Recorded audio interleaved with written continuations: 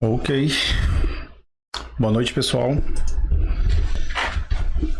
Sejam bem-vindos a mais um podcast Quebrando a Resistência. Meu nome é Stefano Farias, estou aqui com Diego Gonçalves e Boa Vinícius. noite. Boa noite. E hoje o tema do podcast de hoje é os efeitos colaterais de dominar o manejo de pacientes desafiadores. Quais os benefícios de ter tal habilidade, né? Vamos discutir aqui com o Diego toda a sua experiência e tenho certeza que o Vinícius também tem bastante coisa a contribuir. Vamos lá, Diego. Começando hoje, assim de cara, o que é que vem logo na sua cabeça quando você treina um novo psicólogo e o que é que você diria? Qual é a primeira habilidade, aquela coisa mais direta que ele vai conseguir quando ele conseguir realmente manejar esses pacientes difíceis? Então, frequentemente a gente tem uma infinidade de pacientes que eles acabam desafiando o manejo clínico, né? A partir do momento que o terapeuta ele começa a treinar e começa a desenvolver habilidades para poder ter controle sobre isso, ele faz com que o paciente continue em processo, porque o vínculo melhora. A principal estratégia para poder você conseguir manejar as condições é o vínculo. Aí você tem sempre que atacar duas coisas, eu falo muito, né?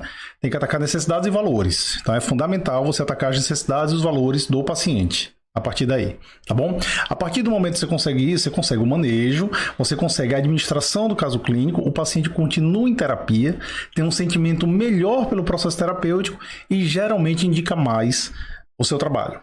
Então a lógica é um pouco essa. Entendi. Então de cara você já consegue ver isso, né? Quando você aplica as técnicas e realmente você tem controle realmente do progresso do paciente, não é isso? Isso, exatamente. A gente falou do outro episódio também da insegurança, né, que os psicólogos têm, principalmente quando estão se formando e ainda não tem isso muito apurado. Os conceitos de resistência ajudam também nessa segurança para o psicólogo se sentir mais seguro e mais confiante nos atendimentos? Sim, ele se sente mais seguro porque ele tem previsibilidade, ele sabe o que fazer a partir daí. Um dos maiores fatores ansiogênicos que a gente pode pensar, que a gente pode imaginar, é justamente você não saber o que fazer. Então, você imagina agora, eu venho fazendo trabalho com algumas pessoas sobre o Enem, tá? Não tem nada mais ansiogênico do que você chegar na sala e não ter ideia do que fazer. De ter um problema, vai dar branco, eu vou errar questões fáceis, e aí eu não tenho ideia de como manejar essa situação. Com pacientes resistentes é exatamente a mesma coisa. O terapeuta ele não tem ideia, ele não tem manejo, ele não sabe exatamente que ação tomar diante desse contexto. Então, justamente por conta disso, o nível de ansiedade aumenta muito, né? E ele fica muito inseguro. Sem seguro justamente não saber o que fazer, não ter noção de que ação ele vai executar diante de uma condição ansiogênica. Entendeu? Então, o paciente, de repente, ele sai ali do roteiro programado pelo terapeuta, na cabeça do terapeuta, então ele é pego de surpresa, ele não sabe o que fazer num momento como aquele. Entendeu? Aí ele vai no intuitivo, num momento desse. É muito comum ele ir no intuitivo. Então, ele vai agir como talvez ele agisse no meio social, em condições sociais. E sem muita técnica, né? Sem muita técnica, e a coisa acaba se perdendo um pouco, nesse momento. Entendi. Bem, pela minha visão leiga, é mais ou menos como ele tivesse a habilidade de improvisar em cima do caso e não simplesmente fazer aquelas mesmas jogadas ensaiadas de sempre, é isso? Exatamente. Eu vou fazer com uma metáfora. Você imagina um jogador como o Messi ou o Neymar, tá? Ele também age de maneira intuitiva. Só que ele já treinou tanto na vida dele que o intuitivo dele já é muito bom. A nossa lógica é muito parecida, né? Então, um terapeuta, quando ele aprende a lidar com pacientes desafiadores, ele já vai saber ali mais rapidamente que ação ele tomar diante daquele contexto. Ele não vai ficar perdido. Ele não vai ficar desorientado diante desse contexto. Então ele já vai ter manejo, ele já vai saber exatamente, ou ele vai arriscar ali, ele vai ter algumas possibilidades de arriscar algumas coisas que pode ter um efeito muito bacana, um efeito bacana no manejo clínico dele, entendeu? Então o paciente não vai sair da terapia porque ele adotou determinado estilo terapêutico, adotou determinada técnica. O paciente talvez se sinta melhor, né, com essa condição, com essa nova estratégia que ele adotou, entendeu? E a tendência é de fato se manter, né? Ele tem mais manejo, o paciente se mantém e indica mais. Entendi. Até com uma curiosidade, viu, doutor Diego? Que o Stefano falou de psicólogos recém-formados. E o curso de resistência terapêutica, né? A temática. Será que teria alguma hierarquia para o aluno que está saindo da graduação, para entrar numa especialização, ou curso de formação, ou curso de resistência terapêutica? O curso de resistência é muito bacana para quem quer realmente desenvolver habilidades especiais para o atendimento clínico. Então, ele quer desenvolver algumas habilidades que de fato faça diferença no atendimento clínico, ok? A partir do momento e quando a gente começa a atender, eu vou falar especificamente da TCC, porque é a minha abordagem, mas isso se aplica a outras abordagens. Quando você sai da faculdade, você sai com básico. Então, se você pegar um paciente ali que tem uma lógica um pouco diferente, né, do que você aprendeu na academia, você realmente vai ser pego de surpresa. E o curso de resistência ele vai te preparar para isso. O aluno ele pode fazer curso de resistência, temos alguns alunos de graduação que fazem o nosso curso, certo? Mas quando você tem realmente algum manejo, fez pelo menos estágio, o resultado é um pouco melhor, sendo bem honesto e sincero, tá?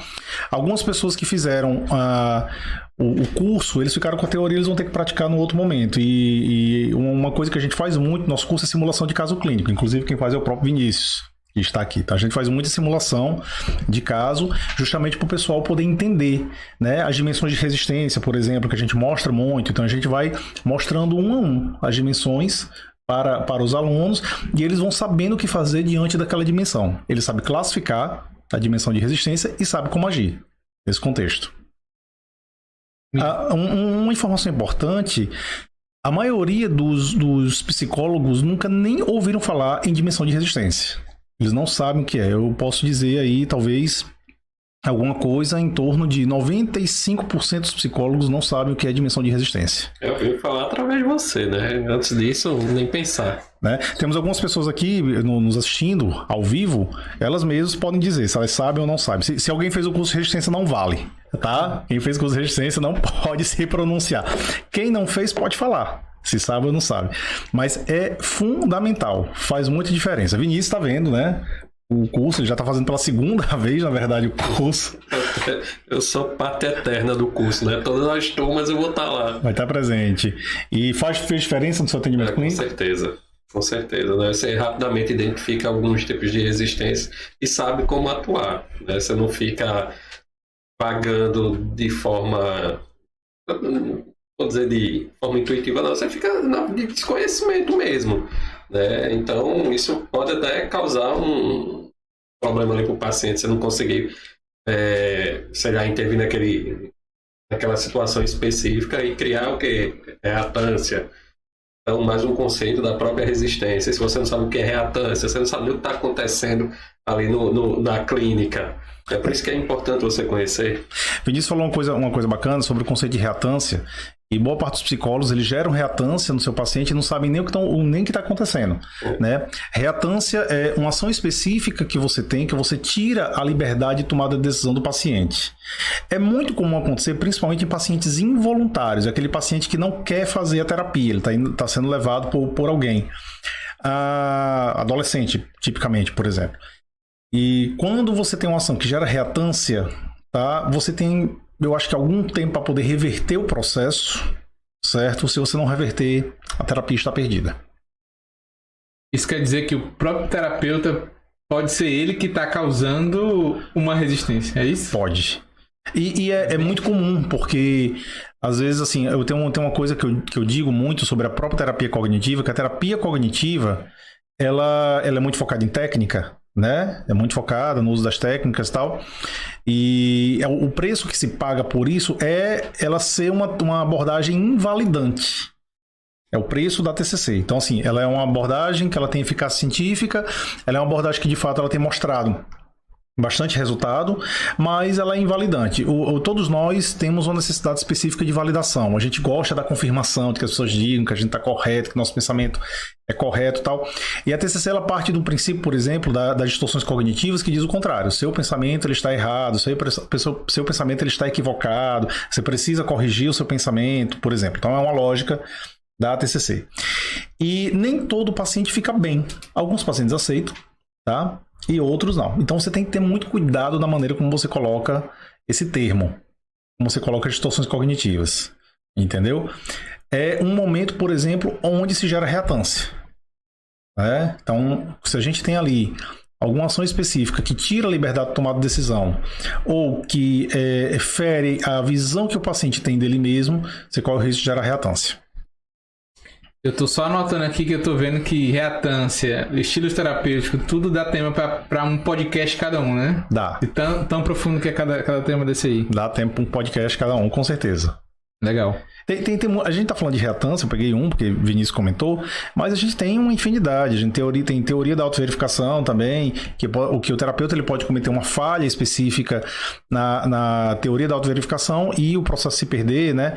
Ou seja, essa coisa da visão que a pessoa tem de si. E o terapeuta, a maneira como ele coloca, às vezes a situação quebra um pouco essa visão. A gente pode estar falando de dissonância cognitiva, a gente pode estar falando de baixa tolerância à frustração, a gente pode estar falando de heurísticas. Então, tudo isso é processamento de informação. Entendeu? Se a gente não entende sobre o processamento de informação, a chance da gente se perder é muito alta.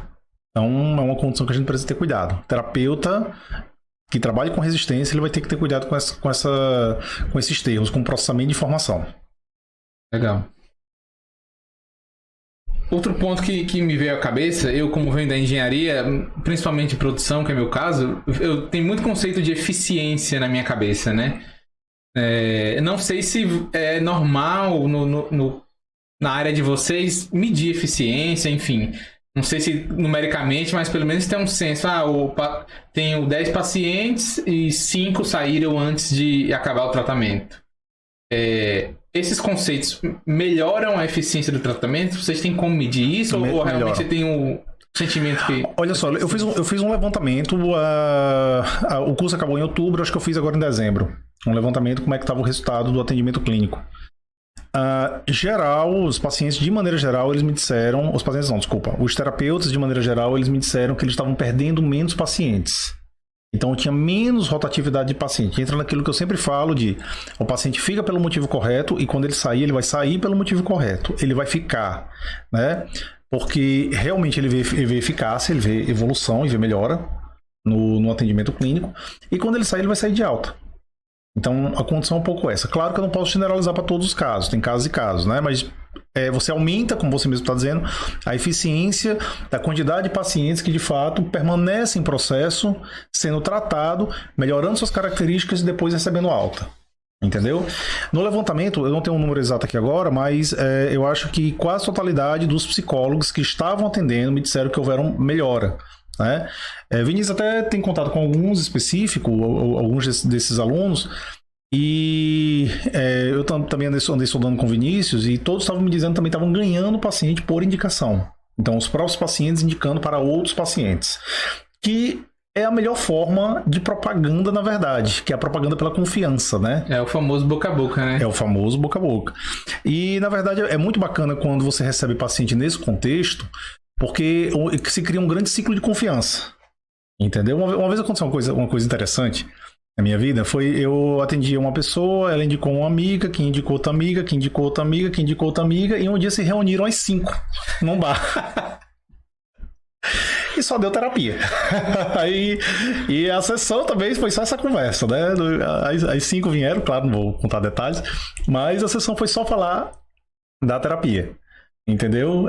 As 5 vieram contar sobre essa conversa especificamente, né? E pelo jeito você resolveu muitos problemas de todas elas, né? Pois é. O ciclo social todo, eu era motivo de brincadeira, às vezes, dentro do ciclo social. De tanto que tinha sido indicado amigas, amiga da amiga, né? Um dia se reuniram e virou motivo de brincadeira. Comigo aconteceu até algo parecido, né? Na época da pandemia, que a gente estava fazendo um curso de resistência terapêutica, né? Além de fazer simulação, eu também assisto a aula. Então... logo naquela época bem difícil da pandemia, né, essa indicação boca a boca fez com que eu ocupasse ali tivesse uma boa clientela do interior da Bahia, por exemplo. Né, todo mundo fala ali, o advogado da família, não sei quem da família, eu era o psicólogo da família, né? Só que eu não atendia pai, mãe, filho, não, mas era um primo, uma prima, uma tia de uma região distante da Bahia ali, mas acabei pela indicação também, pelas indicações, um bom crescimento em número de pacientes. Legal. E isso me veio à cabeça agora, que a gente falou no outro episódio que o psicólogo tem dificuldade de meio que se vender, de captar novos clientes. Isso, exatamente. E isso tá vindo como consequência, como você tá dizendo. Não tem muito esforço em, sei lá, hoje em dia tá muito na moda, né? Postar no Instagram, fazer live, fazer isso, fazer aquilo, no intuito de mostrar o trabalho. Mas a partir do momento que você tá fazendo isso através do resultado dos seus pacientes, né? Você nem precisa desse trabalho extra para conseguir captar novos pacientes. Não. De forma nenhuma. Só para você ter uma ideia, Stefano, eu tenho minha vida, eu atendo desde 2006, janeiro de 2006. Eu comecei a atender. E eu estou lotado desde 2009. De 2009 para cá, tirando o mês de janeiro, que é um mês geralmente de baixa de atendimento, eu sempre estou lotado, entendeu? E eu acho que é fruto, apesar de eu trabalhar com resistência de um tempo para cá, mas eu acho que o trabalho com relação terapêutica, ele sempre aconteceu. Ele sempre aconteceu, né? Então, sempre foquei em relação terapêutica. Quando eu digo que eu tô lotado desde 2009, eu tô dizendo que eu tô com todos os meus horários preenchidos desde 2009. Então, são 35 horários semanais, aproximadamente, que eu disponibilizo para atendimento. E quase sempre tem fila de espera, né? Então, a fila de espera, minha fila de espera tem tempos que ela chega a 2 meses, certo? Chega a 2 meses. Então, assim, a propaganda realmente é o boca a boca. Esse boca a boca ele é muito forte. O nome, em função da eficiência do tratamento, especificamente, ele de fato ele tá sendo divulgado. Ele está se autodivulgando, né, na verdade. Então, como eu trabalho com resistência, a eficiência é um pouco maior do que... é bem maior do que o trabalho típico da maioria dos profissionais, que trabalham de maneira mais sistemática, por exemplo. Então, a agenda está lotada já há bastante tempo. E assim, vindo até de fora, eu até analiso, né? Bom, a psicologia como mercado, né? Querendo ou não, é um mercado, né? São pacientes que são clientes, né? E vocês são terapeutas, mas estão prestando um serviço. E eu fico pensando, qual é o fator fundamental para, vamos dizer assim, ter um saldo positivo desse mercado, né? E assim, pela minha visão, basicamente, é baseado por confiança, né? Sim. Quando você vai procurar um terapeuta, provavelmente é por indicação, porque alguém próximo de você confiou, deu certo e indicou. Exatamente. Dificilmente, eu acredito, né? Vocês podem explicar melhor. Dificilmente você vai ver um outdoor ou alguma propaganda de um cara que você nunca viu. Rapaz, esse cara, eu vou fazer terapia com ele. É assim que funciona? Exatamente. É tanto que o Instagram, o lance de postar no Instagram, ele até funciona, ele dá resultado e tal, mas ele passa longe da confiança, do estabelecimento de confiança. Terapia é confiança. Então, assim, geralmente a coisa funciona realmente por indicação. Então, eu confio em alguém que faz atendimento com o Vinícius, certo? Então, por essa confiança, eu vou para Vinícius. No caso, para pensar, você vai num terapeuta trazer realmente confidências, talvez algumas das informações mais importantes da sua vida, e vai querer ajuda dele para poder resolver boa parte desses problemas. Então, você precisa confiar muito. Aí você vai pegar uma pessoa que você nunca viu na vida, você não tem nenhum tipo de referência dessa pessoa, certo? Zero de referência acerca dessa pessoa que você viu no Instagram, por exemplo, e você vai pegar o telefone e vai ligar. Não costuma funcionar assim. Certo? Então, a gente geralmente a gente gosta de ter alguma validade de que realmente eu posso confiar naquela pessoa, alguma informação que me garanta que eu posso realmente ter confiança naquele profissional. Então, nada melhor do que o próprio paciente, alguém que já viveu um momento com aquele psicólogo para poder conseguir fazer a indicação. Certo? Entendi. E eu acho que não tem nada de errado de, enfim, você pegar um psicólogo ou até qualquer outro tipo de mercado que você vê uma propaganda em si. Mas o que vai determinar se você vai ficar ou não realmente é a conexão, o relacionamento que vocês vão criar, né? Exatamente. Você pode ir para a primeira consulta, mas não bater o santo, como se fala, né? Na terceira, da quinta consulta, querendo ou não, a pessoa vai desistir, né? Então... Essa questão da confiança é tão importante que às vezes eu tenho a impressão que até no próprio Instagram, para poder você conseguir ter clientela vindo do Instagram, você tem que estabelecer confiança. no próprio Instagram. Então, essa confiança ela se manifesta pelos conteúdos que você coloca, alguma coisa específica que atinge ali a pessoa que está vendo seu conteúdo, né? Também essa confiança se estabelece pela comunicação, às vezes que acontece, alguém que fala com você no direct, você vai respondendo, e aí ela vai se fortalecendo. E à medida que ela vai se fortalecendo, você vai tendo mais resultado, vai chegando algumas pessoas. Agora, nada como você ter alguém que confia que está indicando um profissional. Isso sim é de uma relevância ímpar. Geralmente a gente sempre pede a indicação, um colega, né? E tu conhece algum terapeuta de confiança que eu tô a fim de fazer terapia, né? Na pior das hipóteses, eu quando vou procurar um médico, eu procuro no Google, né? E aí o que eu vou avaliar é aquelas estrelinhas. Pô, será que é muito bem avaliado? Olhar os comentários. Que não deixa de ser confiança. Exatamente. As estrelinhas do Google. Então, assim, a gente está sempre em busca de confiança. Justamente por ter profissionais que não dá para confiar, a gente precisa de confiança o tempo todo. Exatamente. Então, Google... Bom, mas de qualquer jeito, se a gente tiver, eu suponho, que estrelinhas do Google, né, o conteúdo do Instagram e alguém que realmente dê uma referência do trabalho, eu acho que a gente sempre fica com a referência de alguém que já viveu essa experiência. Eu acho que acaba sendo muito mais forte. Né? Exato. Isso aí até ligou uma coisa que eu estava previsto, que é mais ou menos o seguinte: você construir sua imagem como aquele psicólogo que resolve. Não é necessariamente, não é o mais barato, não é o perto da minha casa, não, é o que resolve. É isso que seria realmente, vamos dizer assim, o marketing, a coisa que faz diferencial no mercado de vocês? Falar em resolver costuma ser um termo forte para psicologia. Porque são muitas variáveis interferindo. Então, a gente tem uma díade, né? Um psicólogo e um paciente, ambos trabalhando em prol do paciente. Então, os dois conjuntamente estão ali trabalhando em prol do paciente. Então, temos variáveis aí interferindo nesse resultado. Eu brinco dizendo o seguinte: tipicamente é 50-50. O psicólogo faz 50%, o paciente faz 50%. Quando você é um terapeuta que lida com resistência terapêutica, né, com os conceitos científicos de resistência terapêutica, eu fico brincando dizendo que você pega 70-30. Entendeu? Porque você fica responsável por fazer a sua parte, você vai dar as instruções, você vai fazer o questionamento socrático, você vai fazer toda a modificação do padrão de funcionamento do paciente, e se o paciente resistir, você ainda vai resolver esse processo de resistência, para poder realmente ele se engajar no processo posteriormente. Então, eu brinco que você pega 70-30. Então, você aumenta a eficácia realmente do seu tratamento.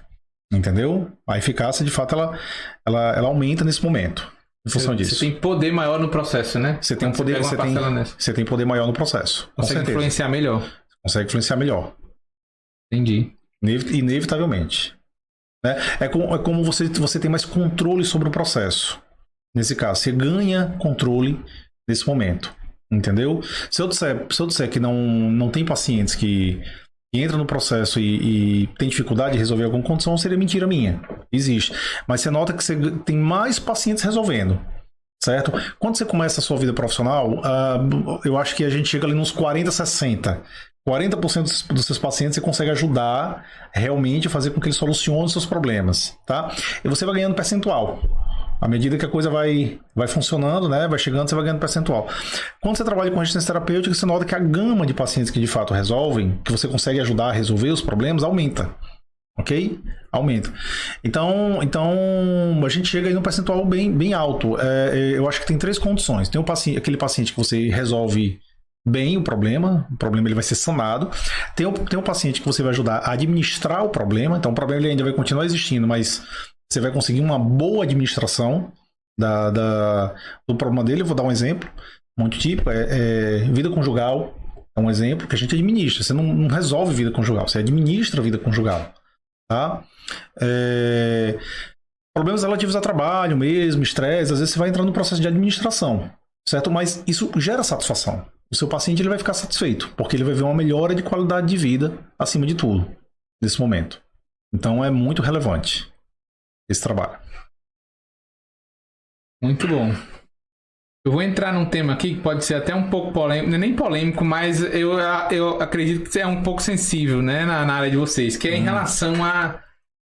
você falou que dominar essas ferramentas vai aumentar a segurança do terapeuta, ele vai conseguir ter um domínio melhor, ele vai conseguir ser reconhecido meio que uma referência, né, na área Sim. dele de atuação, vai conseguir lotar a agenda, porque tem várias indicações, e A primeira coisa que vem na minha cabeça é, vamos lá, se a pessoa é referência, se ela é aquela que resolve o problema, se ela é indicada por todos, eu acredito que o preço dela vai subir até.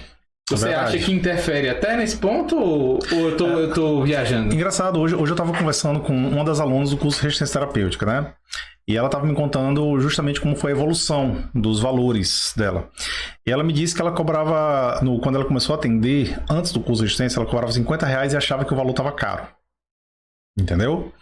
E ela disse que, à medida que ela fez o primeiro curso de terapia cognitiva, aqui com a gente, na meta cognitiva, e ela aumentou para 80. Ela foi aumentando para 70, para 80. Ficou em 80. E achou que estava... 80 tá... Ninguém vai pagar, né? já está muito alto, tá? Com o custo de resistência, ela agora aumentou para R$100 o valor de sessão. Dobrou. E a gente estava conversando que esse valor, o valor realmente que vale, né, o trabalho dela é 120. R$120 vale. Entendeu? Em função. Então, algumas perguntas que eu fiz, assim, quem tem essas informações? Quem tem esse conhecimento? Quem consegue aplicar essa técnica? Qual é o percentual de profissionais que aplica isso que você faz? Qual é o percentual de profissionais que não tem essas informações e cobra mais caro do que você? No caso. E aí ela disse, realmente, você tem razão. E ela falando justamente, né, nessa conversa, ela falando da eficácia do tratamento. O quanto ela estava vendo que tinha mais pacientes resolvendo problemas. Ela estava conseguindo aumentar a quantidade de pacientes que tinham a percepção de que estava aumentando o problema. Ela atendia em plano de saúde e atendia particular. Quando ela chegou para mim, ela tinha um turno de atendimento. Tá? Hoje ela está com 3 turnos de atendimento particular. 3 turnos de atendimento particular. Então ela está fazendo uma inversão. Ela está saindo do plano e está aumentando a quantidade de pacientes particulares. Entendeu? E com um valor maior. Saindo de R$50 para R$120. Então ela mais que dobrou o valor de ganhos dela. Interessante, né? Porque geralmente a gente costuma culpar o mercado. Se eu cobrar tanto, não vai ter mercado, ninguém vai pagar por isso. E pelo que eu estou entendendo, é mais uma questão interna, de confiança da própria pessoa. Não, o meu trabalho vale tanto, porque olha o tanto que eu sei, o resultado que eu consigo gerar para meus pacientes. Então, e olha o que é que tem aí disponível, né, para meio que concorrer comigo. Então, isso. É mais uma questão de confiança interna do que o próprio mercado pagar ou não. É muito aquela questão do valor agregado, né? Então, à medida que você vai fazendo curso, você vai agregando valor ao seu trabalho. O seu trabalho, você tem aqui uma condição típica dos profissionais, e eu tenho agora aqui um profissional que ele consegue destacar. Ele agregou um valor, ele agregou uma informação, agregou uma técnica, agregou uma coisa nova. Então, se eu consigo agregar aqui uma informação nova que realmente ajude mais o meu paciente, sim, isso tem mais valor. Entendeu? O valor disso aumenta, né? Tem profissionais que trabalham desde R$30, R$40 até 350. 350 eu conheço. Gente que atende a R$350. O que é que faz a diferença entre a pessoa que atende a 30 e a pessoa que atende a 350? Entendeu? Como é que foi o caminho da pessoa até chegar nesse valor? Tá? Porque a pessoa que inclusive que eu conheço que atende a esse valor, ela tem agenda lotada. Então, como é que pode alguém ter agenda lotada, né, a um valor de R$350, no caso? Só para dar uma medida. Então, porque tem valor agregado. O comentário, e eu não vejo nem essa pessoa fazer propaganda, né? Não vou citar nome, mas eu não vejo nem essa pessoa fazer propaganda. Então, eu suponho que aquilo que a gente estava falando sobre a circulação do nome acontece com essa pessoa. Então, o nome está circulando de modo que ela consegue lotar a agenda. Então, o que é que ela faz que a agenda dela lota? Entendeu? Tem uma crença também, né, da própria universidade que a gente vai ficar pobre, morrer de fome. Então, quando se formar, o psicólogo não vai ganhar dinheiro. Então, de repente, um paciente desse que conseguiu aí fazer um curso desse e hoje está num lugar destacado dos demais, eu sempre digo, olha para os seus pares, você está acima, você tem que cobrar acima.